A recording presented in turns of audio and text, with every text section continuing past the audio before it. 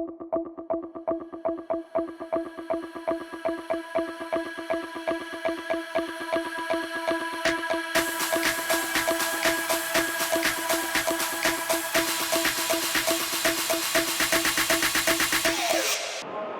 надпревар помеѓу репрезентациите на Македонија и на Кувејт. Овој вториот малку драматичен, во последната минута со еден пресврт победивме со 22-21. Селекторе, дали овој надпревар ви покажа можеби некои работи кои што треба да се подобрат до почетокот на првенството и до оние следни надпревари со Израел? Видете, искрено да ви кажам, јас очекував тврд надпревар. После победата од 10 голови разлика и прегледаниот надпревар, увидов, а и знаев и претходно, меѓутоа тоа ми беше само потврда, дека се работи за една борбена, квалитетна репрезентација, добро истренирана репрезентација, која води еден познат и квалитетен стратег Борис Денеч, кој има водено словенската репрезентација, има направено добри успеси. Во разговор со него пред надпреварот ми беше јасно она што го видов, тој самиот ми го потврди. Разменивме искуства, но како што и сами рековте, ова е едно искуство за нас. Мене повеќе или помалку јас имам јасна слика за нашата репрезентација. Не случајно барам алиби дека менјаме генерација, дека тоа е процес, дека требаме време, меѓутоа во исто време сакаме да играме со најголемите репрезентации во егал. И тоа не е воопшто лесно и едноставно. Увидовме, ми се допадна денес што имавме еден ваков надпревар, каде што бевме во минус скоро 59 минути и на крај успеавме да победиме со заслуга највеќе на Мартин Томовски, кој што влезе во 42-та или 43-та минута и нанижа 8 одбрани. Сега тренерот на Гомарни ми кажа дека имаше 66% на одбраните удари за тие 18 минути, што е едно големо достигнување. Меѓутоа мислам дека заслужни се сите играчи. Сакам да истакнам дека покрај тоа што играме пријателски надпревари, ние и са бајлето и вчера вечерта после надпреварот трениравме многу напорно. Така да за мене очекувано, меѓутоа игравме, ај така да не кажам, против една квалитетна репрезентација, не можеби европска и тој тип на квалитет, меѓутоа добро ќе ни дојде затоа што имаше многу контакт, многу борба, поготово на овој надпревар, можеби малце не подценија, затоа што не бевме ни комплетни, ни првиот, ни вториот надпревар, но увидува дека имаме некој одреден квалитет и дека сме во нагорна линија. И во секој случај мене и на сите нас, на мојот стручен штаб, добро ќе ни дојде овој надпревар и за анализа и за да ја разјасниме уште повеќе сликата пред Европското правенство што почна на 13 јануари. Во последните 10 минути го видовме Кирил Лазаров малку во поинаква ситуација, можеби понервозен, можеби пака повеќе поенергично се обраќаше кон ракометарите. Тој е дел, бидејќи сигурно можеби не спроведува нешто од она што го очекувавме и составот беше драстично поразличен во однос на првиот надпревар, недостасува многу, малку тактички или... Видете, ние не сакаме да зборуваме многу за таа работа, но ни достасуваат многу играчи. Мартин Велковски ни е повреден, се надеваме дека брзо ќе се опорави. Никола Марковски уште беше овде со нас 2-3 дена, го пуштивме Скопје на рехабилитација. Филип Кузмановски вчера ни се приклучи, дојде исто со проблеми со задниот дел со половината.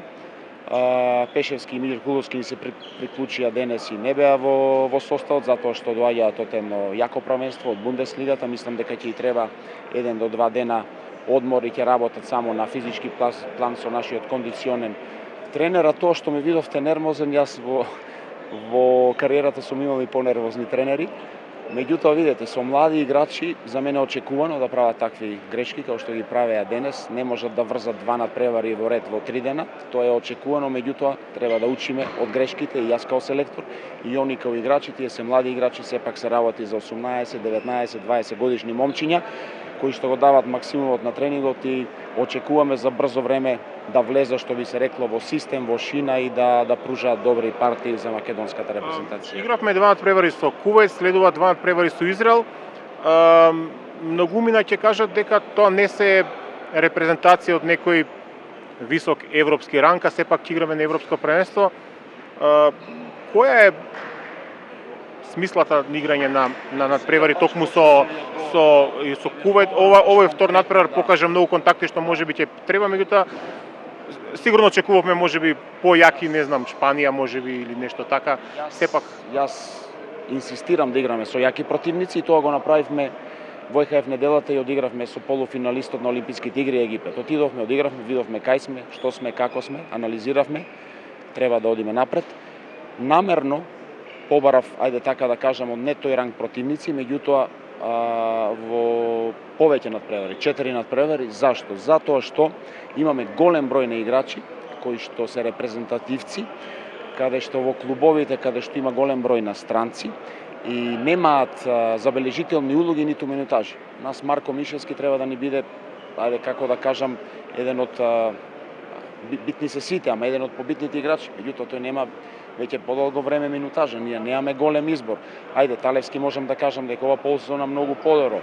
Столе Стоилов игра, меѓутоа не се знае игра многу во Вардар и да не набројувам така многу наши репрезентативци и затоа инсистирав на повеќе надпревари со помош се квалитетни противници за да можат да го добијат тој надпреварувачки ритам со тие надпревари. Затоа и кажав, резултатот не ми е важен. Не ми е важен, дури и да изгубевме денес, натаму одеше работата, немаше да видам воопшто загрижи. И за крај, чисто би сакале еден коментар.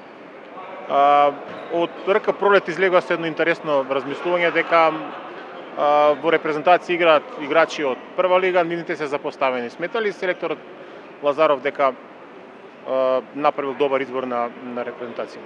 Видете, од ракометниот клуб Пролев има 20 до 3 интересни играчи кои што се во поширокиот список, кои што добија шанса и во Б селекцијата каде што игравме надпревари во Србија.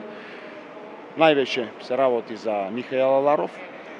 Михаел Аларов секако планираме во иднина на него, меѓутоа зошто се одлучив на дефанзива, сигурно ќе ме прашате за Марко Стојковиќ. Марко Стојковиќ е младински репрезентативец, 18 годишен, кој што е 2 метри и 5 сантиметри. Ние ако нешто мањкаме во некоја работа, како би рекол, мањкаме во нашата дефанзива. Ние треба да изградиме, јас и после првиот надпревар кажам, повик е повик, тоа не значи настап на големо надпреварување на тие играчи, меѓутоа покрај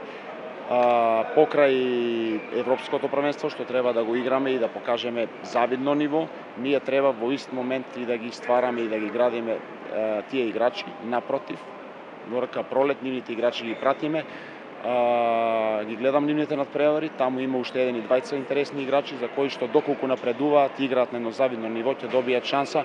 Најмалце во Б репрезентацијата, можеби и во А репрезентацијата, меѓутоа тоа зависи индивидуално од нив и работата во клубот. Среќна нова година и се надеваме вака ќе продолжите и во следната со победи. Среќна и на вас. Ја се надевам дека заеднички ќе продолжиме и ќе успееме да направиме нешто добро за нашата држава и за македонскиот ракомет. Благодарам.